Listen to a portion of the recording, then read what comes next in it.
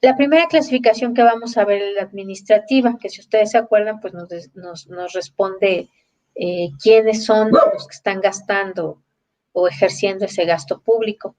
Y vamos a tener que las clasificar en dos, que son los ramos presupuestales y las unidades funcionales. Los ramos presupuestales se van a clasificar a su vez en ramos administrativos y generales, y las unidades funcionales pues son el sector paraestatal. Aquí les voy a dejar de compartir tantito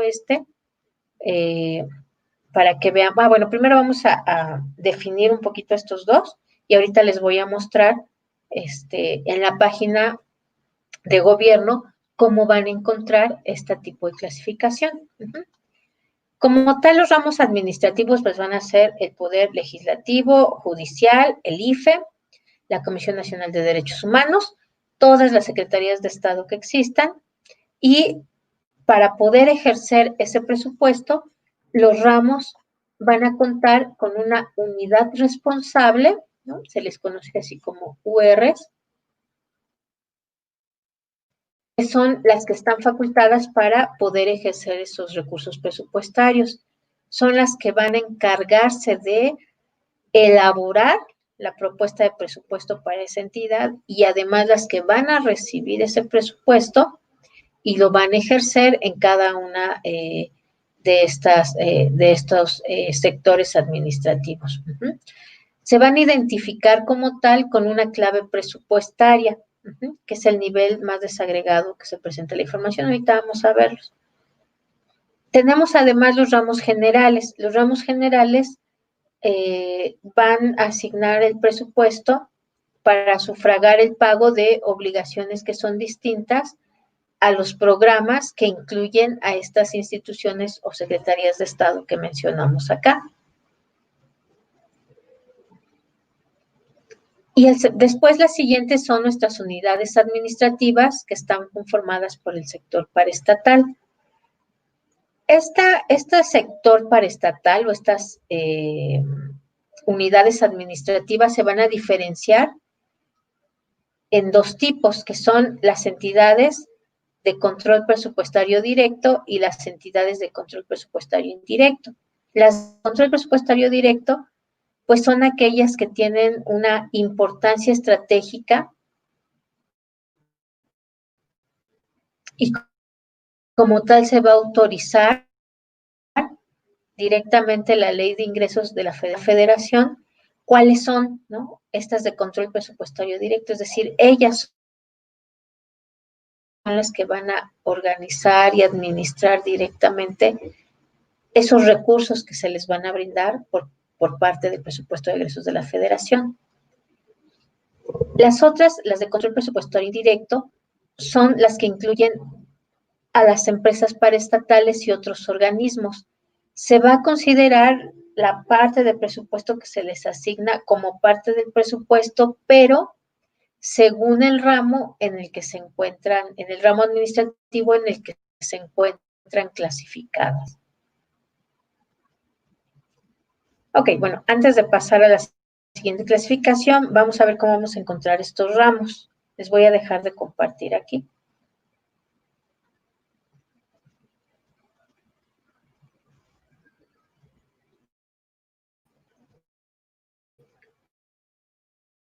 Y ahora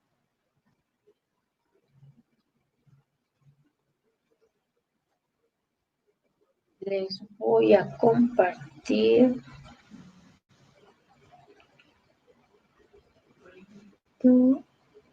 es este. Vean, aquí, ¿no?, cuando entramos directamente al presupuesto, al paquete presupuestario de la Federación, de todos les voy a colocar yo las ligas, que está en la Secretaría de Hacienda y Crédito Público. Se van ustedes a presupuesto de egresos de la Federación del año en turno. Aquí, pues, obviamente vamos a ver 2020, pero acuérdense que cada ejercicio presupuestal, pues, tiene que tener, ¿no?, su registro y sus datos para poder analizarlo. Y ahí se indican cuáles son los tomos del presupuesto.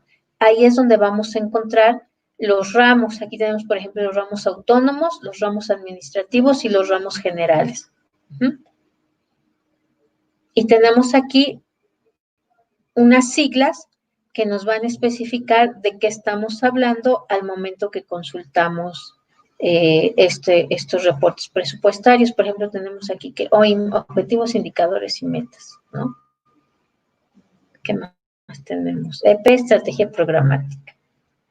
Entonces, nos vamos acá a ramos y vamos a ver, por ejemplo, cuáles son los ramos autónomos. Vean, tienen un clasificador, los ramos, y nos dice aquí qué es Poder Legislativo, Poder Judicial, el INE, la Comisión Nacional de Derechos Humanos, la Comisión Federal de Competencia Económica, el IFETEL, el INAI, bueno, el Instituto Nacional de Transparencia, la Fiscalía General, y aquí traen esto, ¿se acuerdan ustedes qué era? Objeto, indicadores y metas para resultados. Aquí que teníamos el otro AE, Análisis Administrativo Económico, son como tal los documentos, ¿no? Estrategia programática, aquí es donde vamos a encontrar en estos documentos, pues lo que va para cada uno de estos ramos autónomos. Pero vamos rápidamente los otros, los ramos administrativos.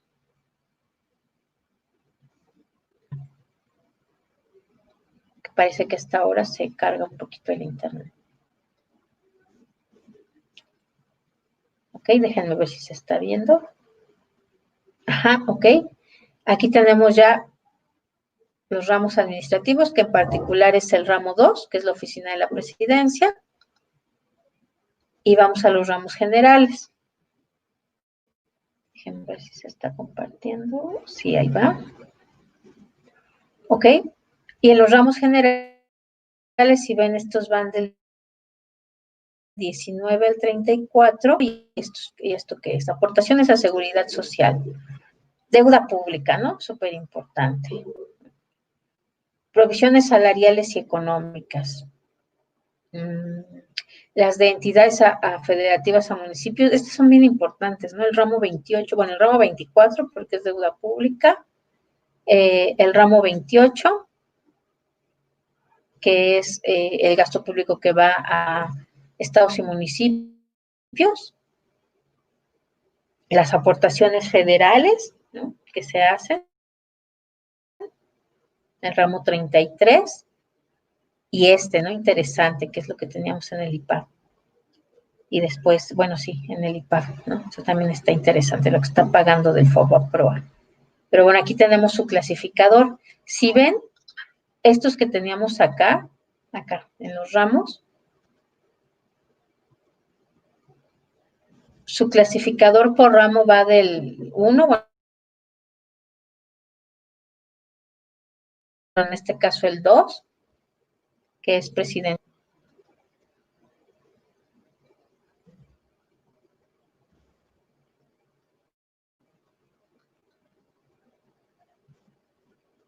Un poquito lento.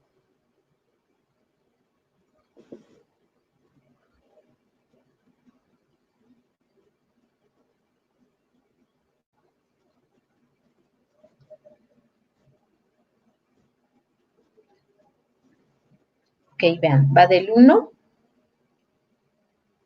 hasta el 49. Pero, si ven aquí no está el 2, porque el 2 no, porque es presidencia de la República y ese ya es parte del ramo administrativo. Bueno, ya se puso muy lento.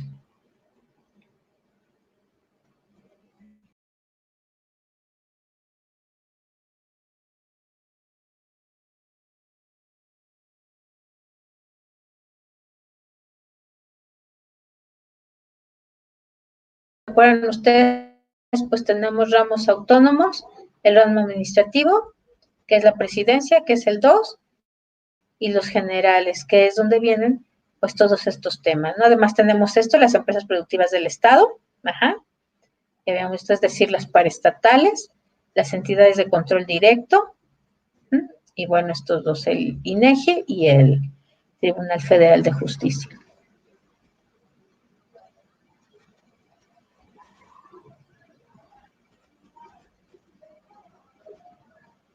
Ahí es donde podemos consultar esa clasificación administrativa que tenemos justamente para ejercer el presupuesto.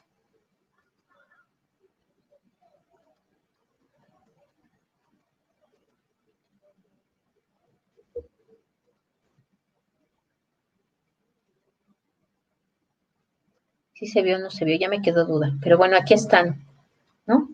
Voy a dejar de compartir para compartirles otra vez la presentación.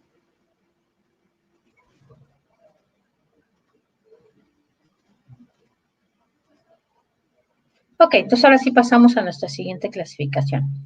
La siguiente clasificación es la económica, ¿no? Que si ustedes se acuerdan, nos respondía la pregunta de en qué gasta, en qué se gastan los recursos públicos. Y nos va a clasificar, pues, que hay dos tipos de gastos, gasto corriente y gasto de capital. Gasto corriente, pues, va a ser el pago de sueldos, adquisición de materiales y suministros para que puedan funcionar correctamente las dependencias, es decir, papelería, transporte, etc. Gasto de capital, aquí nos va a indicar qué es lo que se transfiere justamente para la creación de infraestructura, ¿no? Obras públicas, proyectos de inversión e incluso deuda. Tenemos aquí entonces que como tal el primero pues nos habla del costo directo de la administración pública, ¿no? Gasto corriente, y el gasto de capital pues nos va a hablar del gasto en materia de infraestructura. Para poder revisar esta clasificación económica, además se creó un clasificador presupuestal del gasto.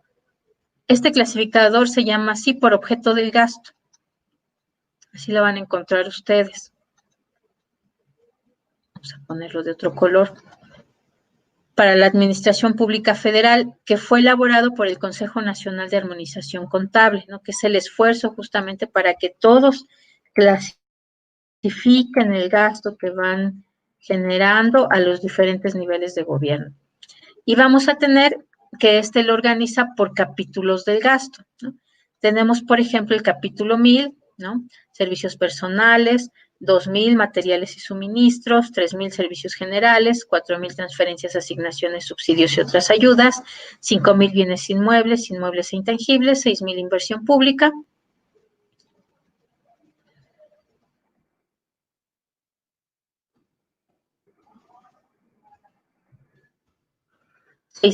Ya, 7000 inversiones financieras y otras provisiones, 8000 participaciones y aportaciones, y el 9000, el que nos habla de deuda pública. Participaciones y aportaciones, acuérdense que son lo que va para estados y municipios y entidades autónomas, y el 9000 para deuda pública. Esta clasificación, pues, está organizada según un capítulo, ¿no? Así, 1000, 2000, 3000, por el concepto de ese capítulo. Servicios personales, bla, bla, bla, y además las partidas de gasto. Es decir, cada uno de estos capítulos se va a subdividir justamente en qué tipo de servicios profesionales se habla, cuáles son los materiales y suministros. Ahorita se los voy a mostrar. Bueno, de una vez.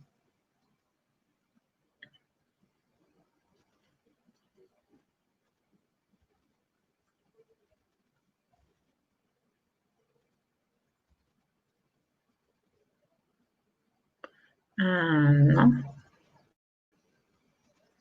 No era esa.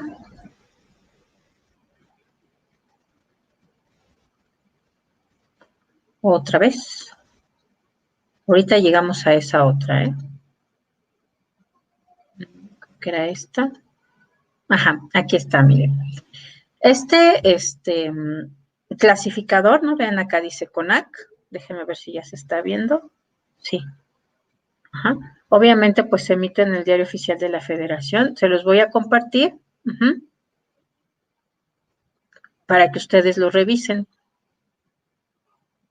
Aquí nos explica, ¿no? Cómo viene organizado.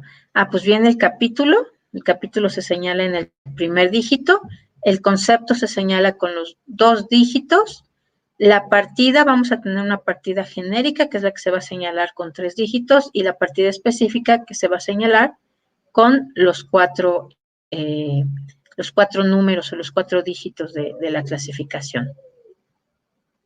Y vean, por ejemplo, aquí en el capítulo 1000, ¿se acuerdan ustedes?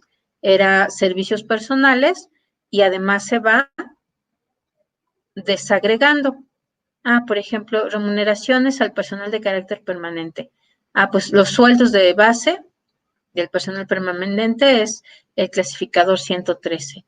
Pero además se les complementa con dietas, capítulo 111, 112 en los haberes, ¿no? Que también puede haber con los trabajadores.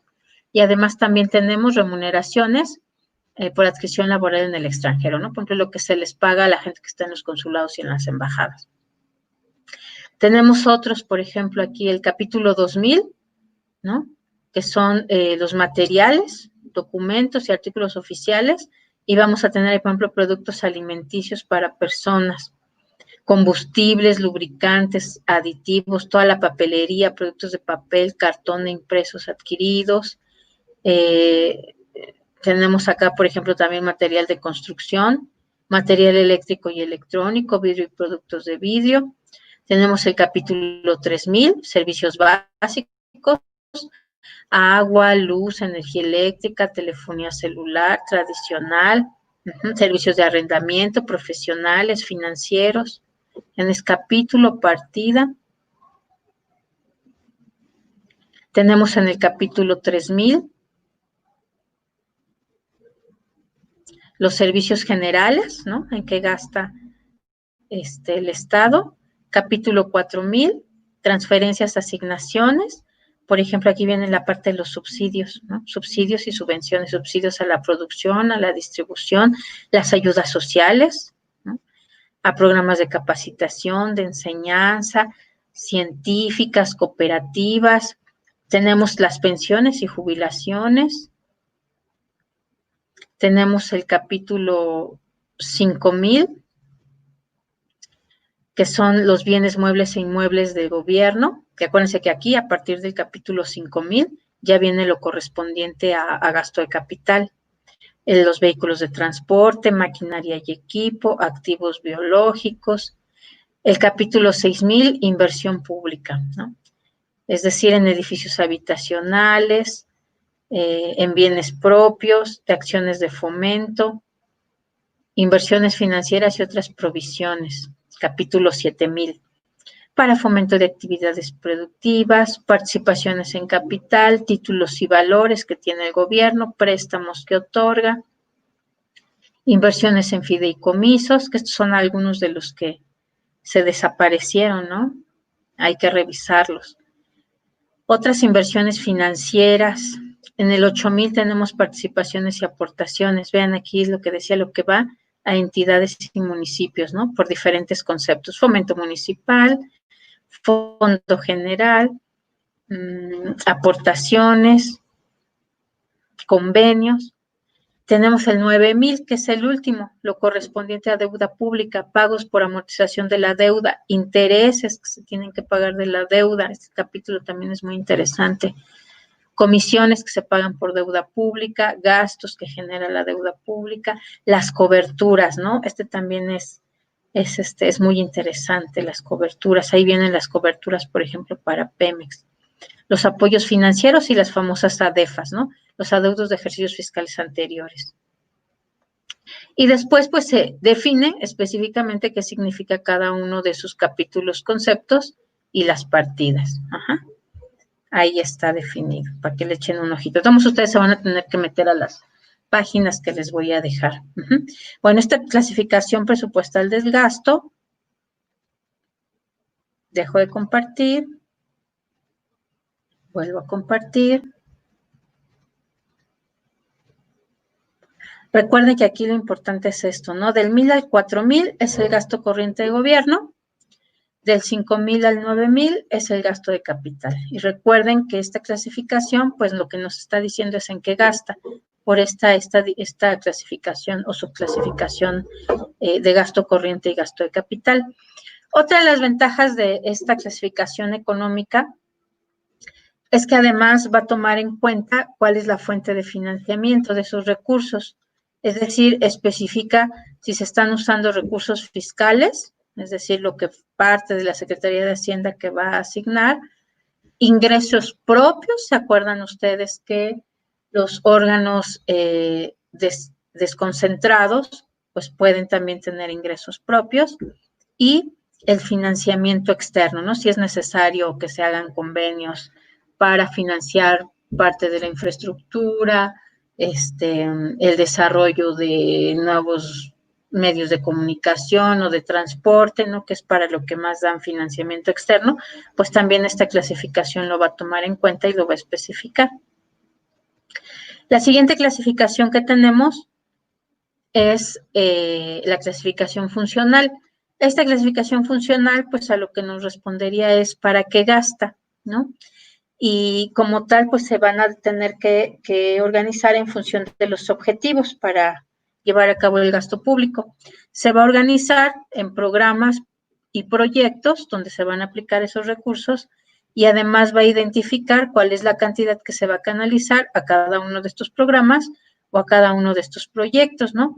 Y ahí nos va a separar además si va para programas sociales, generación de energéticos, desarrollo de infraestructura, parte de la administración pública, ¿no? Las tareas de administración y gobernación, o si corresponde a gasto no programable.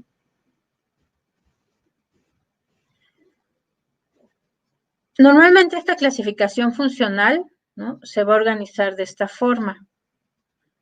Vamos a tenerlo dividido en funciones de gobierno, es decir, estas administrativas, funciones de desarrollo social, todos los programas que van para el desarrollo social, para la mejora de la calidad de vida de las personas, para la disminución de la heterogeneidad en la distribución del ingreso, para combate a la pobreza, y además van a estar también las funciones de desarrollo económico. Estas se refieren pues justamente a los incentivos que se dan a ciertos sectores, a ciertos grupos, para poder mejorar el funcionamiento pues de esos sectores a los cuales se va a apoyar. La característica de esta clasificación funcional es que nos va a dar un programa presupuestario con una clave, ¿no? Es decir, todas estas funciones de gobierno se van a definir a partir de programas y cada uno de esos programas van a tener una clave. Y además ahí también se van a incorporar si son fondos federales o federalizados. Voy a mostrarles ahorita ese documento donde vienen las claves de los programas presupuestarios. De una vez para que así los vamos viendo y no nomás se los dejo de tarea porque luego se me hace que ni los han de revisar. No, no es cierto, yo sé que sí se meten ahí a buscarle. Esta creo que sí era esta. Ajá, exactamente. ¿Ya se ve? A ver.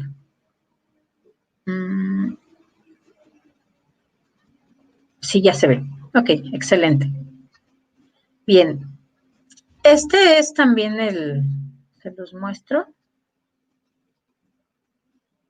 El presupuesto de egresos 2020, pero por estructura programática. También les voy a pegar la liga, pero acuérdense que aquí la que vimos anterior del presupuesto, ahí viene, ¿cómo quieres que te muestre el presupuesto? Por estructura programática, por capítulo del gasto, bla, bla, bla, por ¿cómo se dice? Por ramo administrativo, Entonces, aquí viene, y en vean ustedes, viene aquí esto lo que veíamos de los ramos, pero además viene esto, la estructura programática. Se los voy a dejar también para que lo lean. Ok, aquí está, vean. Programas presupuestarios por modalidad. Y tienen primero, pues justamente, una clasificación. Aquí, por ejemplo, tenemos la primera, la E, prestación de servicios públicos. Sujetos a reglas de operación, ¿no? Los fondos que se asignan o que se dan, pero que tienen que tener una regla de operación para que puedan ejercerse el dinero de esos programas. Otros subsidios, K, por ejemplo, es proyectos de inversión, P, planeación y seguimiento, promoción y fomento, regulación y supervisión G, B, provisión de bienes públicos, A, funciones de las Fuerzas Armadas, J, pensiones y jubilaciones, T, aportaciones de seguridad social.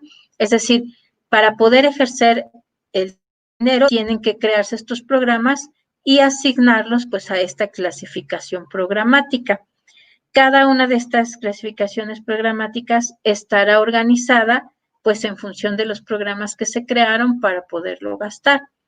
Por ejemplo, aquí, ¿cuál teníamos? En este sujetos a reglas de operación, pues tenemos esos programas de Fondeso que dan financiamiento o los programas de la SADER que les dan subsidios a los productores, o tenemos los fondos que se les dan para apoyo a la creación de sociedades cooperativas, esos van aquí, sujetos a las reglas de operación. ¿Qué otro está interesante? Bueno, el famoso ADEFAS, ¿no? Adeudos de ejercicios fiscales anteriores, pues los programas que se tienen que crear y la cantidad de dinero que va para poder pagar esos adeudos que se quedaron en años anteriores. Bueno, dejo de compartir y regresamos a nuestra presentación. Ok. Rápidamente para terminar. Hay unos aspectos que vamos a tener que revisar, ¿no? Justamente para analizar la incidencia del gasto público, que es otro de los temas de esta unidad. Primero, vamos a tener que tomar en cuenta que hay dos corrientes. Uno, por un lado, el reparto se debe de realizar proporcionalmente al importe que hay entre los ingresos del Estado y que cada Estado obtiene de forma propia, ¿no?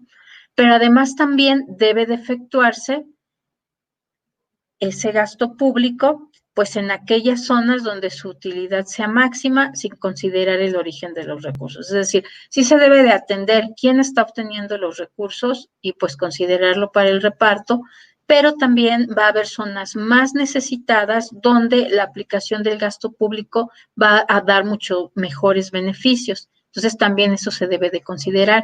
Este principio de incidencia del gasto público es fundamental justamente para cuestiones, por ejemplo, de combate a la pobreza, de atención a los grupos más vulnerables, a las zonas que se encuentran en mayores riesgos. Y bueno, el otro aspecto relevante, pues es justamente en relación al tiempo, que se refiere a que el reparto de los gastos en diferentes ejercicios financieros, pues tiene como objetivo equilibrar los recursos que se tienen con los financiados. Esta parte es muy importante porque nos va a hablar también de cómo se va a ejercer para alcanzar justamente esas metas de los planes nacionales de desarrollo. Hay diferentes enfoques en materia de incidencia.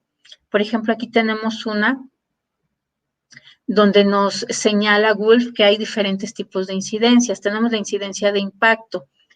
Se realiza sobre aquellos quienes son los receptores de los pagos que se realizan por el gobierno y como tal es como un simple análisis contable, ¿no?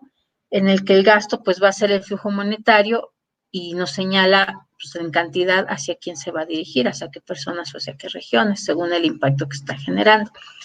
La incidencia normativa o legal, aquí nos dice que los beneficios de los gastos públicos van a ser igual a los costos de producción, ¿no? Es decir, esta relación que veíamos antes como principio del gasto público. Los costos deben de ser menores a los beneficios. En el momento en donde los beneficios son menores a los costos de producción, pues entonces ya no se ejerce, ya no tiene razón de ejercerse ahí el gasto público. Se trata aquí de determinar quiénes se van a beneficiar de este gasto público en el momento en que se produce, ¿no? A través de la reorganización o la redistribución de la renta. Tenemos, por otro lado, la incidencia del beneficio, donde aquí nos dice, bueno, se analiza cómo los beneficiarios valoran esos servicios que les está dando el Estado. Tenemos la incidencia del gasto, donde aquí se analiza de qué forma va a tener efectos el gasto público en los precios que se tienen en los productos y en los factores de la producción, porque recuerden que aquí se atiende al principio de menor intervención, ¿no? El gasto público y los menores costos posibles, ¿no? Esto porque obviamente cuando el Estado interfiere, afecta precios y productos, pues van a influir a su vez en la situación de las familias, ¿no? Es decir, cuando se aplica, pues tiene que mejorar la renta o el bienestar de las familias respecto a otras unidades económicas. Les voy a dejar aquí, ya para terminar, unos videitos para que ustedes revisen justamente cómo se hace en estos dos países, ¿no? Bueno, en los tres, ¿no? Para que comparen un poquito cómo se lleva a cabo estos o cómo se aplican estos principios del gasto público, cómo se clasifican, ajá, y cómo se da esta incidencia o se logra la incidencia del gasto público que se está buscando. Y bueno, eso sería todo por esta ocasión y nos estamos viendo en, creo que ya nos estaba compartiendo. O sí, sí, ya, dejar de compartir. Esto sería todo por hoy.